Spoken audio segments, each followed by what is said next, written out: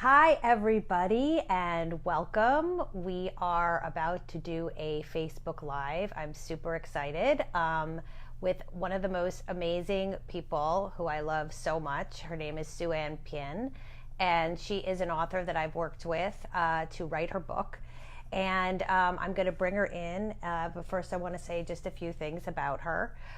She is an author, she's an actress, she's a director.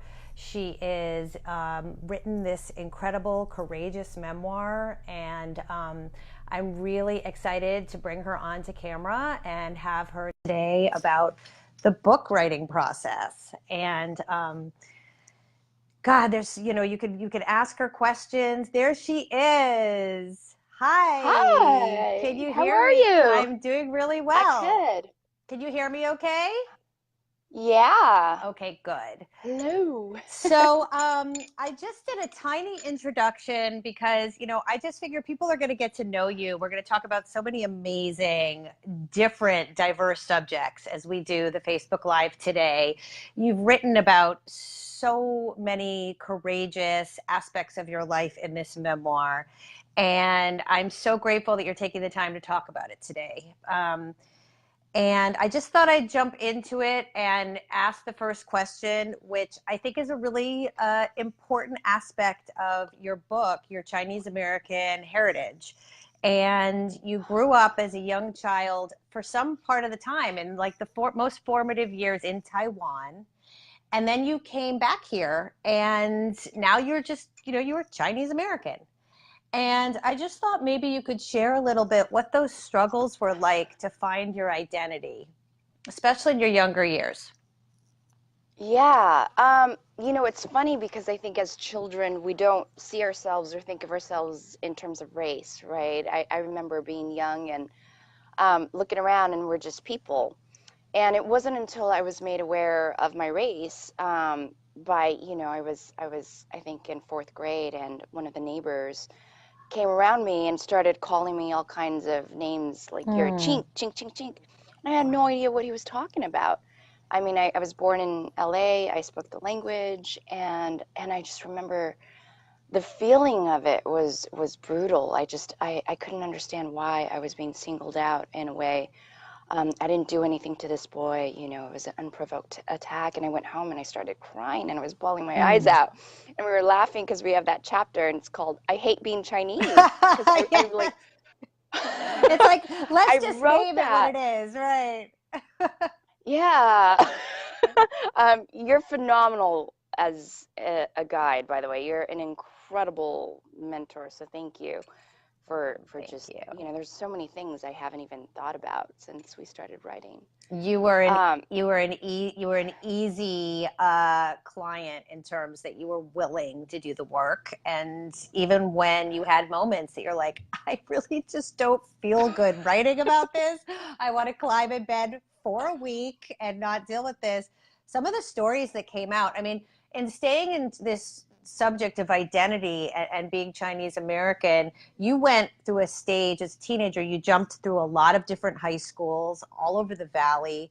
And to adapt to the cultural norms of the different schools, you actually had a Valley Girl accent at one point. You were, you just, it seemed like you became like a chameleon of sorts to yeah. survive. Oh, someone just asked, are you going to Mars? Am I going to Mars? Yes. I would like to die on Mars, not on impact, as Elon Musk says, but I definitely have a lot to say on that topic. Yes, and that's for a future interview for book two, the Hmm. book. Although I don't know how we're going to write a book while you're in Mars, but we'll figure it out. Technology will evolve. But going back to the culture, do you think that all this sort of uh, having to be a chameleon and adapt to all these different environments, there were gangbangers around you, and there was like the hip hopsters, and there was all these ways to sort of try and fit in. Do you think that helped you become an actress? And tell Oh me my a little bit God. more about writing this book. How has that changed you as a performer? Yeah. we don't talk about this much, but there's this thing, I'm pretty certain that my dad is on the spectrum.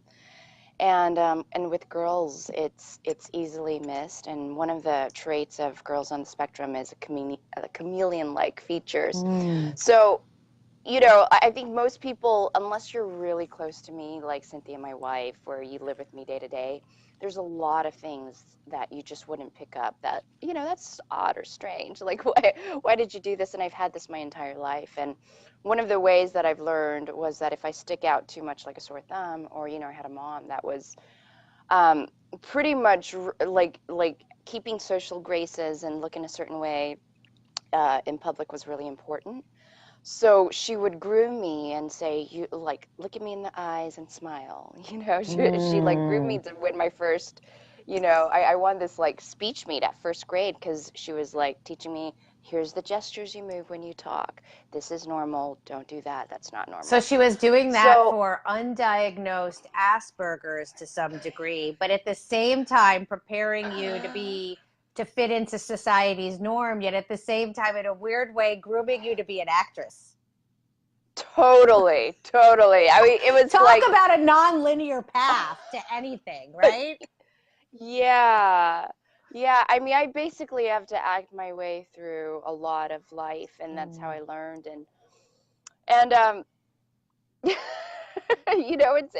it is what it is. I've come to learn to accept that my life and who I am is the way it is for a reason. So, And your performance, you've had the opportunity to be in a few films since oh, you've written the oh book. yeah. And how Oh, how have it's you changed, like how when you showed up like for that recent gig, did you feel like you were did you see a difference in that sort of vetting of mhm. so many parts of yourself and your history and your memoir? Yeah, this process has been, I mean, I'm still, the effects of it and the freedom that it's bringing is definitely still kind of transforming me and the way that I perform and bring myself, to characters and whatnot. I think there was a lot of shame around my past and some of the things that I've Mm-hmm. done. I Mm-hmm. have a crazy wild story of one of those stories, where there's a lot going on, and these things that I've done, starting from a teenager has definitely affected the way that I think. I was like, what would these people think? Like I think there was a lot of shame and embarrassment, and also there was so much abuse in my history, and I don't think we talk about that in the public, that children who are abused will carry this sense of like guilt and shame and embarrassment. And I think that's definitely affected my confidence in who I was in so Mm-hmm. many ways. And so, I've it's funny because I'm watching and I've been able to do some amazing things through this 18-week book writing process. One of my book, this incredible project, Lena Waithe wrote it. She's an Emmy award-winning writer, and she's gay and really out, and which is phenomenal.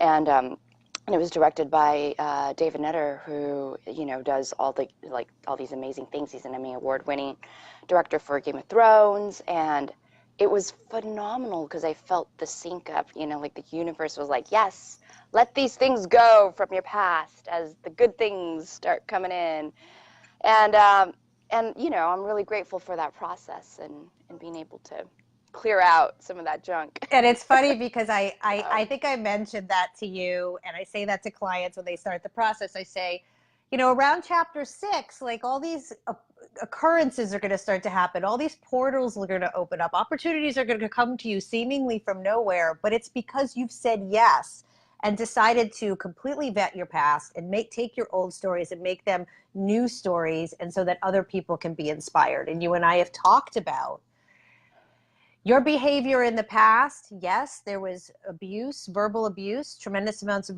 verbal abuse, and we'll go back to that in just a second. But to linger in those old stories doesn't serve the next generation. And you can be a mentor and a guide to sort of that next generation of women, gay, Chinese American, whatever you want to call it, women, girls with Asperger's, to be performers, to embrace their art, to be writers, to be actresses. And because your behavior is now cleaned up to some degree, To some degree, we're all flawed. You Yeah. can be that voice. It's a response. We talked about that responsibility that you now have in the public Yeah. eye. Yeah, it's funny because I was speaking at schools for Mars One, and there was just so many like adorable little 6-year-old, 7-year-old, 9-year-old, and they're like, "Wow, that's amazing!" And then I'm starting to see, look at these like little innocent beings. You know, I think we as a culture have a responsibility for raising the children of the next generations of, of our planet, Mm-hmm. and a lot of times our kids are not growing up in environments that are going to produce a very nurturing kind of sense of self-confidence. I know so many people with the same stories that I have, and I've been also willing to share more of my past through this writing, and people are coming up to me and saying, thank you for sharing that. That was really important for me to hear. I have a similar story, and we're not alone, and that this is a collective kind of healing for all of us on the Mm-hmm. planet. I mean, that's why I found you. I read your book, and I was completely blown away by how honest and vulnerable you were, and that Thank reached you. out, and I was like, wow, if Kim could share that, I could, I was crying and a lot of it, and I felt I needed to heal what was, left unhealed in me. So thank you. Thank you. And you will do book signings as well. And once you're on the other side of it and you get up and share, as I did, because I met you at one of my book signings, you'll be able to say, I had this, someone's going to be able to come up to you and say, thank you so much for this incredible epiphany that I had in this whole thing. Sorry, someone's trying to come into my office for a second there. Whoops. Um, co-working spaces are awesome, but then you're like, no, you can't bring. She's about to come in with all her dogs. I'm like, wait a minute. I guess that would have been fun. We could have had like a dog party in the middle of the interview. I love Anyway, dogs. you're going to have an amazing book signing as well, where someone's going to come up to you also moved. Just was my whole long-winded point. Let's go back to the abuse piece. So so last month was Suicide Prevention Month, okay, Mm-hmm. and September. We're in October now. Suicide's part of your story. Thank God it didn't work, because you're here Oh my blessing God. us on this earth. But as a teenager, you were pretty determined to die. And at one point, you even ordered a hand grenade. Oh, people don't know this story. It's so crazy. Yeah, yeah, So yes, yes. tell us a little bit about that desire to eviscerate yourself. Oh, it's hard because I'm not used to sharing about this so publicly yet, and I think at 15 years old, I didn't want to be here, and I think all of that kind of added up, and I ended up in a hospital in the ER on a respirator. Mm, And if mm. it wasn't for my best friend, she saved my life. She waited on the phone with me until I stopped breathing, and she called the paramedics. And I think that's really important to talk about. Obviously, we're seeing a lot more of it in the news, and it's been such a tragedy. But I think we need to open that conversation up, especially, I come from a background where in the Chinese American community, if there's anything that's wrong, there's a taboo around mental illness, around depression. I'm sorry, there's a truck back there. Right, right. No, I can hear it. I don't want to miss what you're having to say. So there you go. Okay, we'll give And it a I second. hear a little, yeah, I hear a little frequency. It's okay. Oh. Okay. Sorry, did I? he's like right outside my door. Like, that's They're like it's backing because it it's up. because I know I'm like resistant. I'm like scared. I still have these fears, It takes I'm like, like what am I, should I share about this? But Yes. I do think it's important to share about all of this stuff. That was your first I suicide attempt. Then there was a second suicide attempt.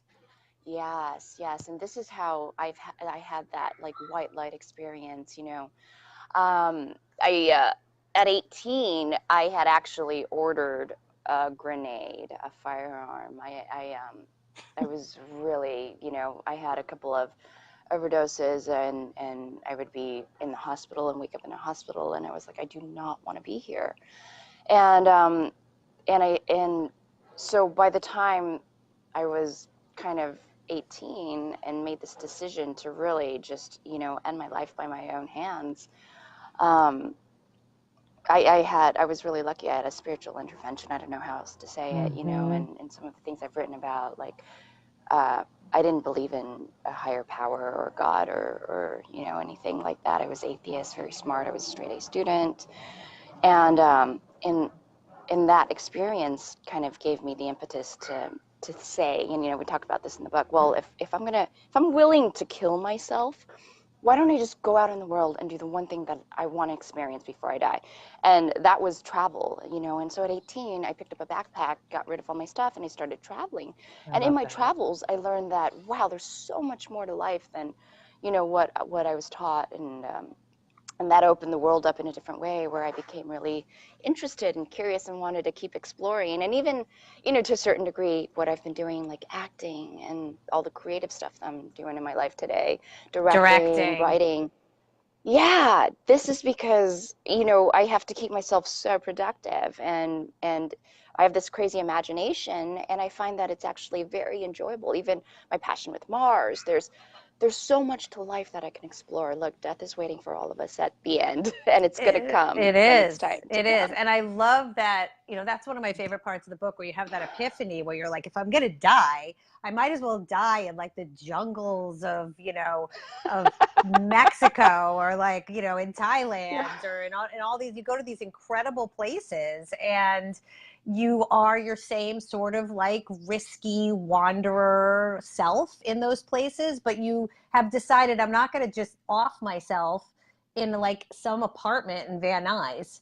I'm going to actually like go live life fully and take risks. And you meet these incredible women that are willing to go on these journeys with you. There's a lot of women in your book that you have a variety of different relationships with that I look at now in terms of the book as a whole as really like women guides to you, because there's so many women that were with you on the path that kind of kept you going, kept you alive, kept you believing in love, kept you growing with you. And it's pretty incredible. And there's not like a lot of guys in the book, you know what I mean? Like, you're with the women tribe, like the whole book. Like, I was thinking about this later. I'm like, it's like a woman's world, it's a woman's world. Yeah, that's funny you say that, because I feel like, some of us, we didn't get moms that were very caring or nurturing in certain ways, but Mm-hmm. I think it comes back around, and I had these amazing women that kind of raised me, Yeah, they did. that because I was like kind of out there.